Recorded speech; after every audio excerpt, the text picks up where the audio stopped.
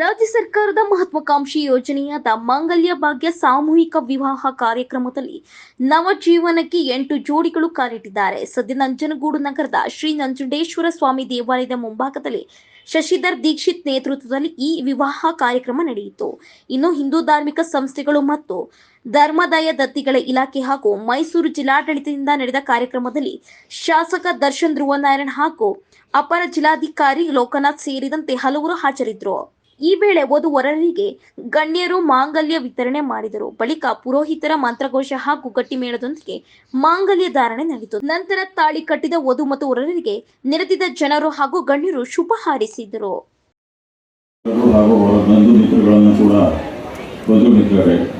ಮತ್ತು ಈ ಕಾರ್ಯಕ್ರಮದಲ್ಲಿ ಭಾಗವಹಿಸಿರುವ ಎಲ್ಲ ಇಲಾಖೆಯ ಅಧಿಕಾರಿಗಳವರೇ, ಆರಕ್ಷಕ ಇಲಾಖೆಯವರೇ, ಮಾಧ್ಯಮ ಮಿತ್ರರೇ, ತಾವೆಲ್ಲರಿಗೂ ತಿಳಿದಿರುವ ಹಾಗೆ ಇವತ್ತು ರಾಜ್ಯ ಸರ್ಕಾರದ ಧಾರ್ಮಿಕ ದತ್ತಿ ಇಲಾಖೆಯಿಂದ ಆಯೋಜಿಸಲಾಗಿರುವ ಮಾಂಗಲ್ಯ ಭಾಗ್ಯ ಕಾರ್ಯಕ್ರಮವನ್ನು ಹಮ್ಮಿಕೊಳ್ಳಲಾಗಿದೆ. ಈ ಕಾರ್ಯಕ್ರಮವು 2020ರಲ್ಲಿ ಪ್ರಾರಂಭಗೊಂಡು ಕೊರೋನಾ ಎನ್ನುವ ಮಹಾಮಾರಿಯಿಂದ ಇದನ್ನು ಜಾರಿ ಮಾಡಕ್ಕಾಗದೇ ನಮ್ಮ ಜಿಲ್ಲೆಯಲ್ಲಿ ಪ್ರಪ್ರಥಮ ಬಾರಿಗೆ 2022ರಲ್ಲಿ ಈ ಕಾರ್ಯಕ್ರಮವನ್ನು ನಾವು ಜಾರಿ ಮಾಡಿದ್ದೀವಿ. 2022 ನಂತರ ಇದು 2ನೇ ಬಾರಿ ನಾವು ಮಾಂಗಲ್ಯ ಭಾಗ್ಯ ಕಾರ್ಯಕ್ರಮವನ್ನು ಹಮ್ಮಿಕೊಂಡು ಸರ್ಕಾರದ ಮಾನದಂಡಗಳಲ್ಲಿ ಏನೇನು ಇದೆ ಅವುಗಳ ಅನುಗುಣವಾಗಿ ಯಾರೆಲ್ಲ ಅರ್ಜಿ ಸಲ್ಲಿಸಿದ್ರು ಅವರುಗಳನ್ನು ಆಯ್ಕೆ ಮಾಡಿ ಇವತ್ತು ವಧುವರರನ್ನಾಗಿ ನಾವು ಈ ಒಂದು ವೇದಿಕೆ ಮೇಲೆ ನಾವು ನೋಡ್ತಾ ಇದ್ದೀವಿ. ಈ ವಿಚಾರವಾಗಿ ಜಿಲ್ಲಾಡಳಿತದಿಂದ ನವೆಂಬರ್ನಿಂದ ಪ್ರಾರಂಭಗೊಂಡು ಜನವರಿ 13 ತನಕ ವ್ಯಾಪಕ ಪ್ರಚಾರ ಮಾಡಿ ಜಿಲ್ಲೆಯ ಎಲ್ಲ ತಾಲೂಕುಗಳಲ್ಲಿ, ತಾಲೂಕು ಕಚೇರಿಗಳಲ್ಲಿ ಮತ್ತು ದೇವಸ್ಥಾನಗಳಲ್ಲಿ, ಸಾರ್ವಜನಿಕ ಸ್ಥಳಗಳಲ್ಲಿ ಈ ಬಗ್ಗೆ ನಾವು ಪ್ರಚಾರ ಮಾಡಿ ಯಾರ್ಯಾರು ಅರ್ಜಿ ಹಾಕಿದರೆ ಅರ್ಜಿಗಳನ್ನೆಲ್ಲ ಕೂಡ ಪರಿಶೀಲನೆ ಮಾಡಿ ಮಾರ್ಗಸೂಚಿಗಳನ್ನು ಯಾರು ಎಲಿಜಿಬಲ್ ಇದ್ದಾರೆ ಅವ್ರನ್ನ ಮಾತ್ರ ನಾವು ಇದನ್ನು ಆಯ್ಕೆ ಮಾಡಿದ್ದೀವಿ. ಈ ಒಂದು ಶ್ರೀ ಕ್ಷೇತ್ರದಲ್ಲಿ ಈ ಒಂದು ಧಾರ್ಮಿಕ ಕಾರ್ಯಕ್ರಮ ಅದು ಮಾಂಗಲ್ಯ ಭಾಗ್ಯ ನಡೀತಿರೋದು ಬಹಳ ಸಂತಸ ವಿಚಾರವಾಗಿದೆ. ಈಗ ವೇದಿಕೆ ಮೇಲೆ ಇರುವಂಥ ಎಲ್ಲ ವಧುವರರಿಗೆ ಮಾಂಗಲ್ಯ ಭಾಗ್ಯ ಯೋಜನೆಯಲ್ಲಿ ಏನು ಈ ಒಂದು ಶ್ರೀ ಕ್ಷೇತ್ರದಲ್ಲಿ ಎಲ್ಲವೂ ಒಳ್ಳೆಯದಾಗಲಿ, ಸನ್ಮಂಗಲವಾಗಲಿ ಅಂತ ಶುಭ ಮೂಲಕ ನನ್ನ ಮಾತು ಮುಗಿಸ್ತೇನೆ. ನಮಸ್ಕಾರ. ಹೇಳುವರೆಗೂ ಯಾರು ತಾಳಿ ಕಟ್ಟುವುದಾಗಿ ತೋರುತ್ತೇನೆ. ಬರೀ ತಾಳಿಯನ್ನ ಹಿಡಿದುಕೊಳ್ಳಲು ತೋರಿಸಿ.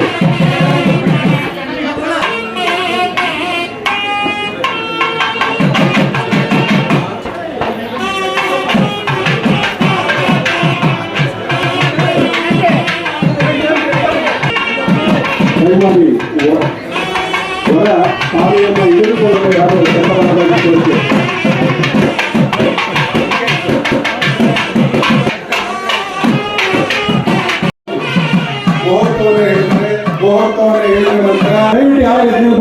ಇದೀಗ ಅತ್ಯಂತ ಮುಖ್ಯ ಘಟ್ಟ ಮಾಂಗಲ್ಯ ಧಾರಣೆಯ ಕಾರ್ಯಕ್ರಮ ಪ್ರಾರಂಭವಾಗುತ್ತದೆ. ಇದನ್ನು ನಮ್ಮ ಜೋಯಿಸರ್ ನಡೆಸಿಕೊಡ್ತಾರೆ. ಕೆಲವೊಂದು ಮಂತ್ರ ನಾನು ಹೇಳ್ತೀನಿ, ಅದನ್ನು ನೀವು ಗಂಡ ಹೇಳಿ.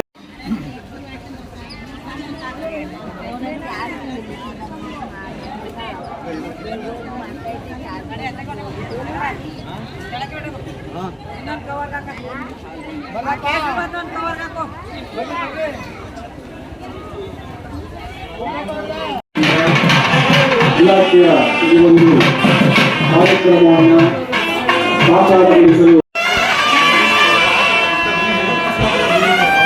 ದಯಮಾಡಿ ಎಲ್ಲರೂ ಕರತಾಳವನ್ನು ಮಾಡಬೇಕಾಗಿ ಕೋರುತ್ತೇನೆ.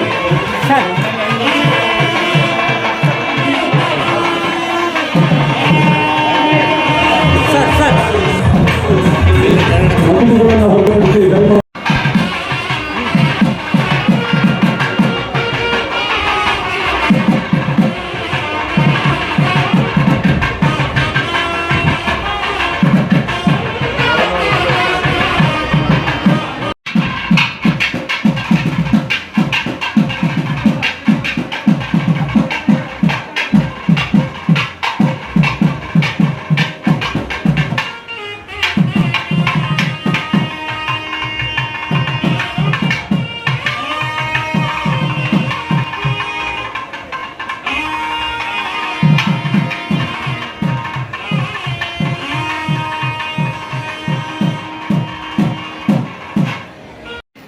ಎಡಿಸಿಯವರು ಈ ಒಂದು ಮಾಂಗಲ್ಯ ಭಾಗ್ಯ ಏನಿದೆ ಈ ಒಂದು ಕಾರ್ಯಕ್ರಮದ ಬಗ್ಗೆ ತಮ್ಮೆಲ್ಲರಿಗೂ ವಿಸ್ತಾರವಾಗಿ ಮಾಹಿತಿಯನ್ನು ನೀಡಿರುವಂಥದ್ದು.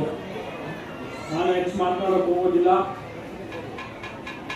ಏನು ಈ ದಿವಸ 8 ನವ ಜೋಡಿಗಳು ನಮ್ಮ ಶ್ರೀಕಂಠೇಶ್ವರ ದೇವಸ್ಥಾನದ ಆವರಣದಲ್ಲಿ ಶ್ರೀಕಂಠೇಶ್ವರನ ಸನ್ನಿಧಿಯಲ್ಲಿ ಶ್ರೀಕಂಠೇಶ್ವರ ಆಶೀರ್ವಾದದೊಂದಿಗೆ ಹೊಸ ಬದುಕಿಗೆ ಏನು ಕಾಲನಿಟ್ಟಿದ್ದಾರೆ. ಅವರೆಲ್ಲರಿಗೂ ಈ ಶುಭ ದಿನದಂದು ನಾನು ಹೃದಯಪೂರ್ವಕವಾಗಿ ತಮ್ಮೆಲ್ಲರಿಗೂ ಶುಭವನ್ನ ಕೋರಲಿಕ್ಕೆ ವೇದಿಕೆಯ ಮುಖಾಂತರ ನಾನು ಬಯಸ್ತೇನೆ.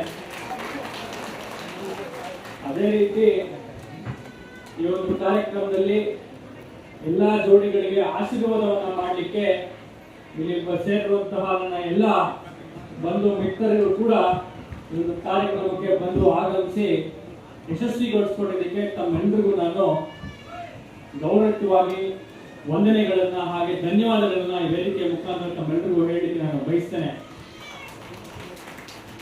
ಅದೇ ರೀತಿ ಈ ಒಂದು ಕಾರ್ಯಕ್ರಮವನ್ನ ತುಂಬಾ ಅಚ್ಚುಕಟ್ಟಾಗಿ ತುಂಬಾ ವ್ಯವಸ್ಥಿತವಾಗಿ ನಡೆಸಿಕೊಟ್ಟಂತಹ ನಮ್ಮ ಧಾರ್ಮಿಕ ದತ್ತು ಇಲಾಖೆ ಹಾಗೆ ನಮ್ಮ ಎಲ್ಲ ತಾಲೂಕು ಮಟ್ಟದ ಅಧಿಕಾರಿಗಳು, ನಮ್ಮ ಎಡಿಸಿದವರ ಲೀಡರ್ಶಿಪ್ ನಲ್ಲಿ ನಡೀತಿರುವಂತಹ ಕಾರ್ಯಕ್ರಮ, ಜೊತೆಗೆ ಮುಖ್ಯವಾಗಿ ನಮ್ಮ ಶ್ರೀಕಂಠೇಶ್ವರ ದೇವಸ್ಥಾನದ ನಮ್ಮ ಎಲ್ಲ ಬಂಧು ಮಿತ್ರರು ಅವರೆಲ್ಲರಿಗೂ ಕೂಡ ನಾನು ಕೈ ಮುಗಿದು ಧನ್ಯವಾದಗಳನ್ನ ಹೇಳಿ ವಂದನೆಗಳನ್ನ ಸಲ್ಲಿಸಲಿಕ್ಕೆ ನಾನು ಬಯಸ್ತೇನೆ.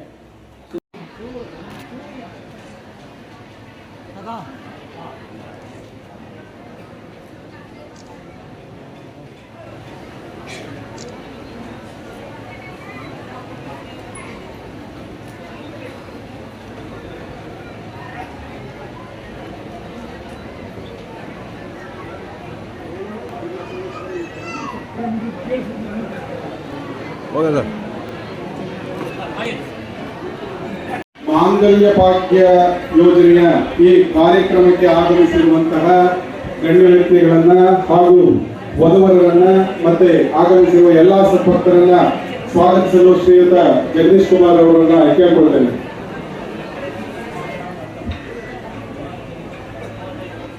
ಎಲ್ಲರಿಗೂ ನಮಸ್ಕಾರ.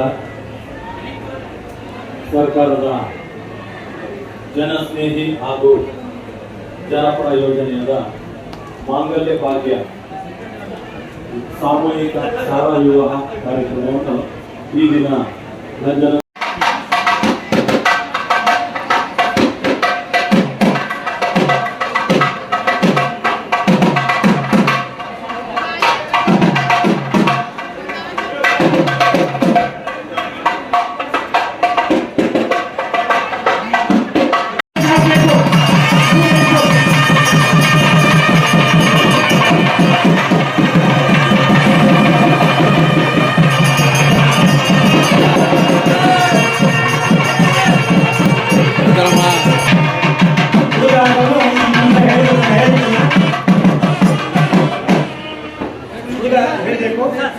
देवेन्द्राणि नमस्तुभ्यं देव विवाह भाग्य आरोग्य पुत्र लाभंच देहि मे.